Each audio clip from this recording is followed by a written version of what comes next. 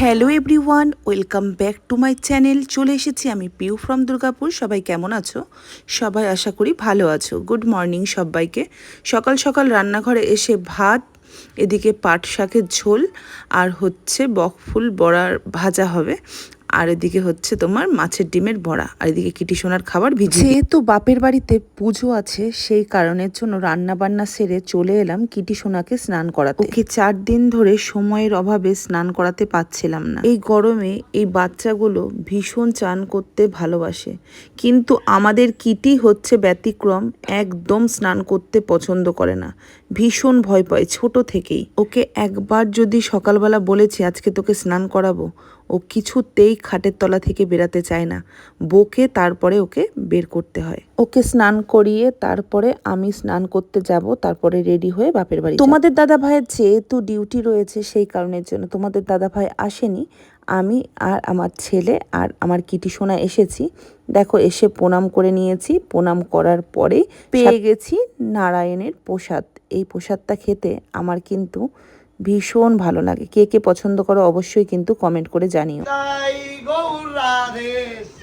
সত্যি কথা বলতে অনেকটাই লেট করে ফেলেছি আসতে, এবং তার সাথে অনেক কিছু মিসও করে ফেলেছি। যেমন পুজোটাই মেন দেখতে পারিনি, যজ্ঞ হয়েছে সেটাও দেখতে পারিনি। মায়ের গুরুদেব এসেছিলেন পুজোটা দিতে, সেই গুরুদেবের সাথেও দেখা হয়নি। সারা রাত জেগে জেগে কাজ করতে করতে না শরীরটা যেন কেমন অলস হয়ে গেছে। আমি যেই গতিতে আজকে সারাদিন চলেছি, আমার মনে হয় লোকাল ট্রেনও এর থেকে ফাস্ট যায়। এদিকে আমার মেয়ে আশা করেছিল মাসি শাড়ি পরে আসবে, আমি এত বেলা করে এসছি তাও ও শাড়ি ছাড়েনি, জানে ফটোশ্যুট করব। এত পরিশ্রমের পরে আর শাড়ি পরা শরীরে দেয়নি, তাই একটা চুড়িদার কোনো রকম গলিয়েই চলে এসেছি তাড়াতাড়ি করে। যেহেতু মেনে আমার শাড়ি ছাড়েনি, তাই বললাম চলো তাহলে বাইরে গিয়ে একটু ফটোশ্যুট করি ভাই বোনের, তারপরে আমি তো আছি।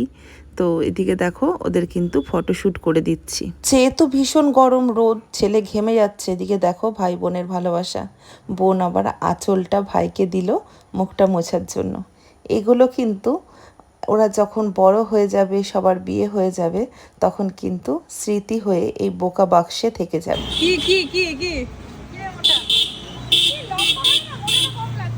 আমার 3 দিদির 3টে ছেলে এবং 2টো মেয়ে, এদের সাথে বন্ডিংটা আমার পুরো বন্ধুর মতো। ওদের ভালো মন্দ সব কিছু আমার সাথে শেয়ার করে। কোনো একটা আনন্দর মুহূর্ততে ওরা যদি না থাকে আমিও ভীষণ মিস করি, আর আমি যদি না থাকি ওরাও ভীষণ মিস করে। আজকে সবাই রয়েছে, কিন্তু মেজদির ছেলেটা নেই, কারণ ও বাইরে কাজের সূত্রে থাকে, তো সেই ক্ষেত্রে ও ছাড়া সবাই রয়েছি। তাই আই মিস ইউ ছোটোবাবু।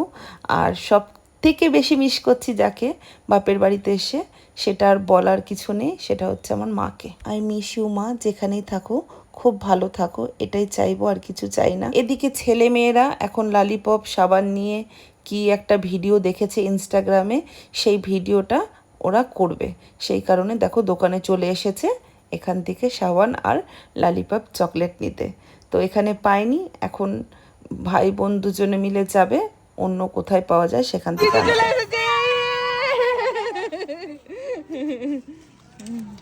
ওই যে তোমাদের বললাম মেজদির ছেলে বাইরে কাজের সূত্রে থাকে, তাই ও তো আর মন বললে আসতে পারে না, অনেকটা দূরে থাকে। তাই ও বাদ দিয়ে এখানে কিন্তু আমার 3 দিদির সব ছেলে মেয়েরাই আছে, প্লাস আমার ছেলেও আছে। দেখেছো, এরা সব এক জায়গায় হলে এরকমভাবে খুনসুটি আর এইভাবে মজা করতে থাকে। এদিকে বড় ছেলে বেরিয়ে গেল। ইনস্টাগ্রামে ট্রেন্ডিং একটা ভিডিও শ্যুট ছেলেমেয়েরা করছে, যদিও আমি এখনো এটা শর্টসে দিইনি, তবে 1-2 দিনের মধ্যে আশা করি পেয়ে যাবে। মামা বাড়ি টিনের চাল থাকুক আর ছাদ থাকুক, নুন ভাত জুটুক বা মাছ ভাত জুটুক, মামা বাড়ি কিন্তু মামা বাড়িই হয়। মামা বাড়ির মতো মজার জায়গা আমার মনে হয় না কোথাও হয়। যেদিন আমি বাপের বাড়ি আসবো, ছেলে ভীষণ এক্সাইটমেন্ট থাকে মামা বাড়ি যাবো।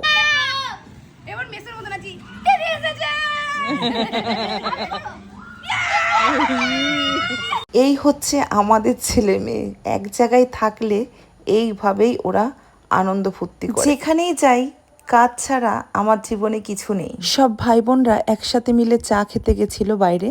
চা খেয়ে আসার পরে ছেলেকে নিয়ে আমি একটু বেনাচিটি বাজারে এলাম। এখানে প্রচুর কিছু কেনাকাটার আছে, সেগুলো কিনবো। তারপর তো বেরালে আমার ছেলের খিদা পেয়ে যায়, তাই ছেলেকে আগে একটু শান্ত করার জন্য চলে এলাম মোমো খেতে। দুর্গাপুরের মেয়ে আমি, আমার থেকে আমার ছেলে জানে কোথায় মোমো বেশি ভালো পাওয়া যায়, কোথায় বেশি টেস্টি হয়। সারা জনম ট্যাং রোডের গুমটির যে দোকানগুলো বসে ওখান থেকেই মোমো খাই, বেশ ভালো লাগে। যদিও এই দোকানটা নতুন হয়েছে, ছেলে বলছে মা একটা জায়গাতে মোমো খেতে নিয়ে যাব, তুমি খাবে আর বলবে। হেভি হয়েছে। অ্যাকচুয়ালি ওর দিদিদের সাথে এখানে এসে খেয়ে গেছে হয়তো আগে, তো আমাকে নিয়ে এসছে। সত্যি হেভি টেস্টি ছিল মোমোটা খেতে। 20 টাকা বক্স, 10 পিসের বক্স থাকবে।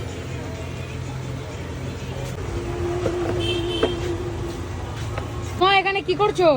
এই যে কালকে আমার সব ছোট্ট ছোট্ট বাচ্চাগুলো যেগুলো আছে ওদেরকে বই দেব কথা দিয়ে এসেছি।